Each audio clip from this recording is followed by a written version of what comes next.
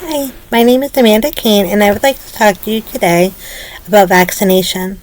According to the Center for Disease Control, nationwide, only about 69% of children under 2 are fully vaccinated.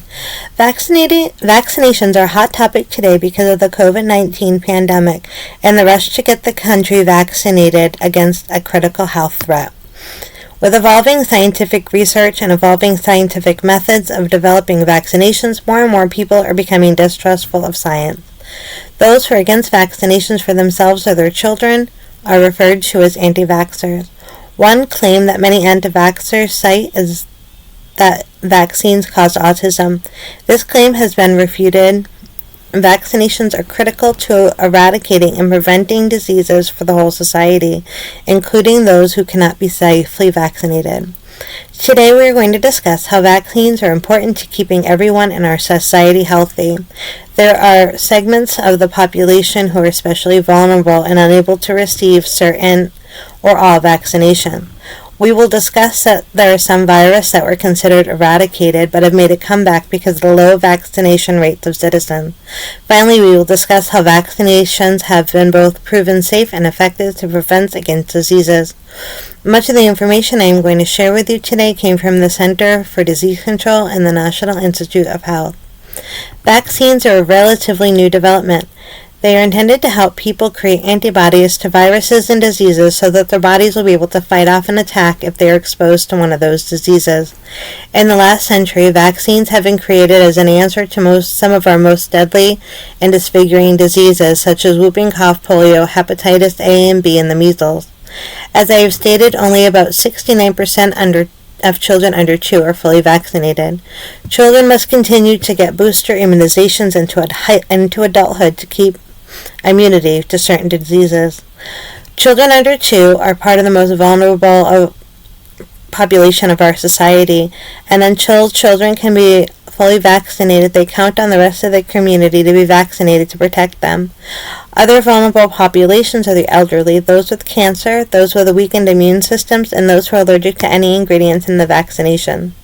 To protect those who cannot be vaccinated, we must achieve what is called herd immunity. Herd immunity is when enough people get vaccinated that it accounts for all those who are unvaccinated as well. Different diseases need a different percent of the population to be vaccinated to achieve herd immunity. For example, measles is highly contagious and needs 95% of the population to be vaccinated to achieve herd immunity, while COVID-19 only needs about 70% of the population to be vaccinated to have contracted the disease to achieve herd immunity.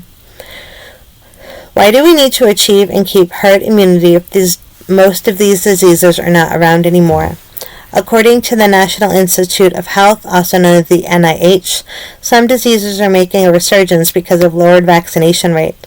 For example, whooping cough, that had been largely eradicated in the U.S., is increasing in spread. Since 2010, there have been between 10,000 and 50,000 new cases a year in the U.S. A big reason for the lowered vaccination rate is parental hesitancy to vaccinate their children. There are many factors that play into parental hesitancy. According to Matthews et al. In the article, Brief Correlations with Parental Vaccine Hesitancy, Results from the National Survey 2022, some causes of hesitancy are religious beliefs, personal beliefs, science and government mistrust, social influence through the rise of social media, and misunderstanding the science behind vaccination. Mistrust in science and government can be a crucial factor for not getting themselves or their children vaccinated. Misunderstanding the science behind vaccination can also lead to mistrust. Social media plays a significant role in parental hesitancy because of the conflicting opinions surrounding vaccination, as well as information being spread on social networks. More and more people are becoming distrustful of science and believing what they see on social media. How can we be sure what we are putting in our bodies is healthy for us? Vaccinations have been proven to be safe and effective. According to the NIH, some concerns are over the vaccine adjuvants, or the additives in the vaccines themselves. These additives help the immune system make a stronger response, therefore making the vaccine more effective. All additives are evaluated by the Food and Drug Administration and have been common in vaccines since the 1930s. The claim that vaccines cause autism has been widely refuted, but is still a cause for parental hesitancy. The ingredients found in vaccines do not cause autism. Thimerosal, an ingredient in vaccines, does not cause autism.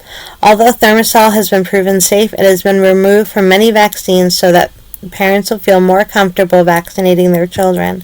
Vaccinations have been proven safe and effective. The diseases that they prevent against can cause serious complications such as pneumonia, meningitis, cancer, and death.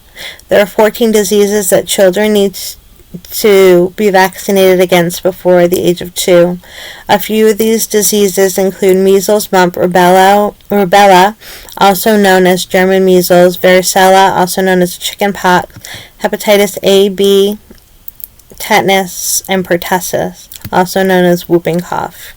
It is imperative that this group receive the recommended vaccine doses as they are especially vulnerable. In conclusion, vaccinations are critical to eradicating and preventing diseases for the whole society, including those who cannot be safely vaccinated.